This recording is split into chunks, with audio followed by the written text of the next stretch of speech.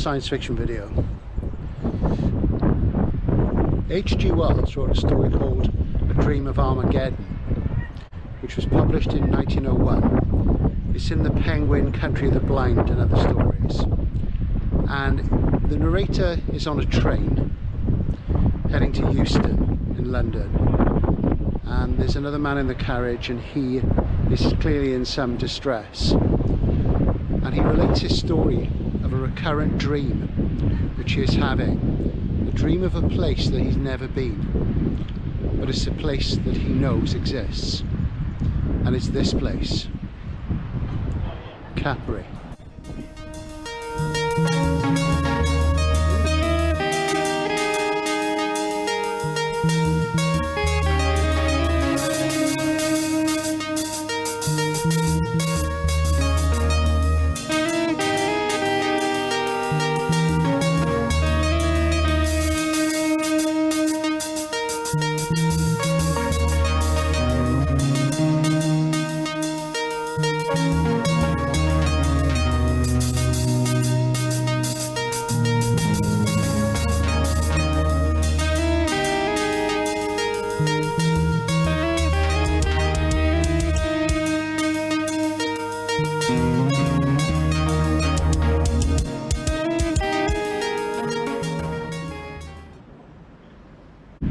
The protagonist talks to the traveller on board the train, and he reveals the content of his recurring and ongoing dreams. It is sometime in the future, and he is an important figure from a North European country.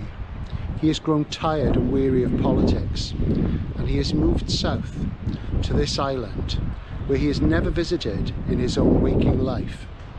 There he is with a beautiful woman, and they reside in a gigantic hotel that is built right across the island, linked up with ballrooms. There are floating landing strips for aeroplanes, and this is 3 years before the heavier-than-air aircraft was invented. Okay, so it's not very long, but it is Wells ahead of his time as ever. And then things change. There is turbulence in the north, shadows of war, and our hero is called away, but he wants to run away. He doesn't want to get involved anymore with the pain and anguish. He just wants to eat the lotus with his beloved. But the invasion comes, flying machines from the north, machinery.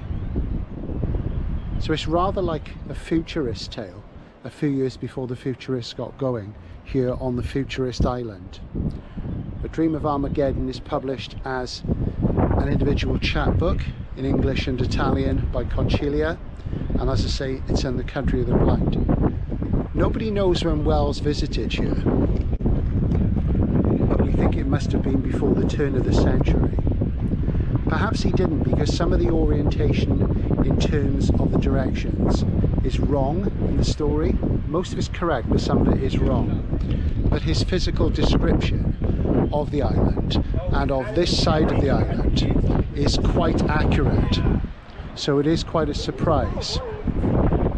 And funnily enough, behind me there's this couple who've obviously just got married, and they are blissfully unaware of the dystopian tale of the Dream of Armageddon. Long may it be so.